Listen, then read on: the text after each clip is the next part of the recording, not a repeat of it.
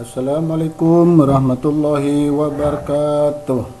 Anak-anak, sekarang kita memasuki tema 6, subtema 1, suhu dan color. Pembelajaran kelima. Panci pertama yang berukuran lebih besar berisi air setengah penuh. Air di panci pertama akan digunakan ibu untuk merebus sayur. Panci kedua berukuran lebih kecil yang berisi air yang hampir penuh. Panci kedua akan digunakan ibu untuk membuat teh. Siti menduga-duga air dalam panci manakah yang akan mendidih lebih cepat. Nah, kita ikuti percobaan berikut ini.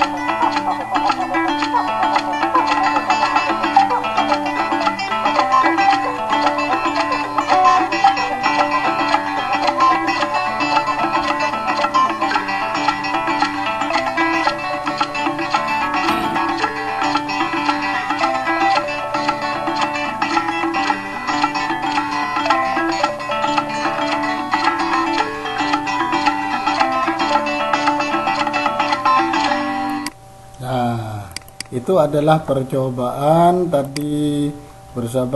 Berdasarkan percobaan tadi yang telah kita pelajari barusan. Setelah itu anak-anak tulis kembali jawaban yang ada di sini menggunakan buku tulis ya. karena soal di buku paket dan percobaan tadi itu tidak sama. Jadi di buku tulis terus dikirim ke saya. Nah, manakah dari kegiatan berikut yang membutuhkan energi panas atau kalor lebih banyak? Berilah tanda centang pada kotak yang telah disediakan. Mengeringkan pakaian itu termasuk menggunakan energi panas. Terus yang dicentang ini mungkin sambil dilihat di buku tulisnya ya. Terus kita lanjut. Aku baru menyadari bahwa kegiatan yang berbeda memerlukan energi panas yang berbeda juga. Apa yang telah kamu pahami, Dayu? Pada peristiwa mendidihnya air juga menunjukkan peningkatan suhu pada air sampai mencapai 100 derajat Celcius ya. Apa yang sebenarnya terjadi? Wah, aku juga penasaran. Apakah tinggi suhunya benda akan semakin panas? Lalu apa yang sebenarnya terjadi pada benda yang meningkat suhunya? Apakah kita bisa melihat pengaruhnya pada kehidupan sehari-hari? Ayo kita cari tahu. Perubahan akibat perubahan suhu. Suhu menunjukkan derajat panas benda. Semakin tinggi suhu suatu benda, semakin panas benda tersebut. Suhu menunjukkan energi yang dimiliki oleh suatu benda. Energi panas dapat mengubah benda. Beberapa benda akan mengalami pemuaian. Pemuaian panas adalah perubahan suatu benda yang dapat menjadi bertambah panjang, lebar, luas atau berubah volumenya karena terkena kalor atau panas. Tetapi sebaliknya, benda dapat mengalami penyusutan. Penyusutan adalah perubahan suatu benda yang menjadi berkurangnya panjang, lebar, dan luas karena terkena suhu dingin. Pemuaian dan penyusutan bisa terjadi pada logam, udara, dan air. Berikut ini adalah beberapa contoh penyusutan benda karena perubahan suatu suhu dalam kehidupan sehari-hari. Ayo kita ikuti pembelajaran ini.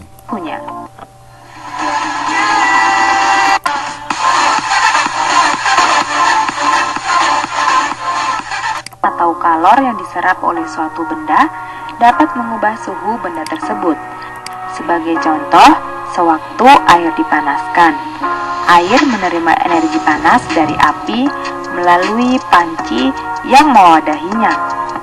Air menerima energi panas ditandai dengan adanya kenaikan suhu. Semakin besar energi panas yang diterima air, maka semakin besar pula kenaikan suhunya. Selain dapat mengubah suhu suatu benda, kalor juga dapat menyebabkan perubahan wujud benda. Sebagai contoh, es batu yang diletakkan di atas piring lama-kelamaan akan mencair karena pengaruh kalor dari udara. Coklat yang dipanaskan juga akan berubah wujud menjadi cair. Lalu, apa hubungan antara energi panas dan kenaikan suhu? Suhu adalah ukuran kuantitatif terhadap temperatur. Suhu menunjukkan tingkat panas suatu benda. Semakin tinggi suhu benda, semakin panas benda tersebut.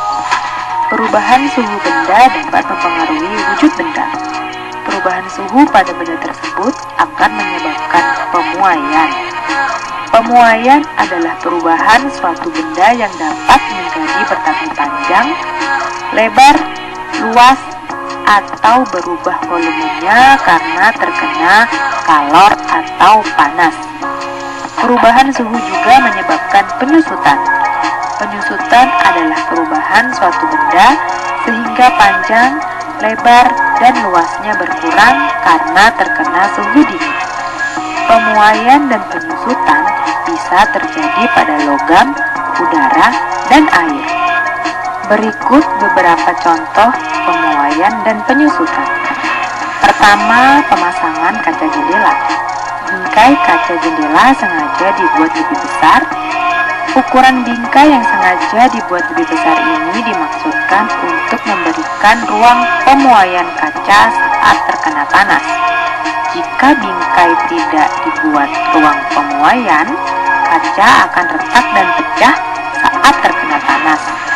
Ruang pemuaian pada bingkai kaca juga dimaksudkan untuk menghindari keretakan kaca saat ada petir atau bunyi keras lainnya.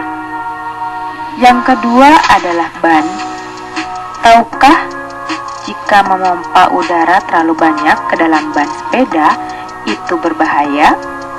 Ban sepeda yang diisi udara terlalu penuh akan membuat tidak nyaman saat mengendarai sepeda. Selain itu, ban sepeda yang diisi udara terlalu penuh dapat sewaktu-waktu meletus. Ban sepeda tersebut meletus karena udara di dalam ban memuai saat terkena panas. Yang ketiga, kabel listrik dan telepon.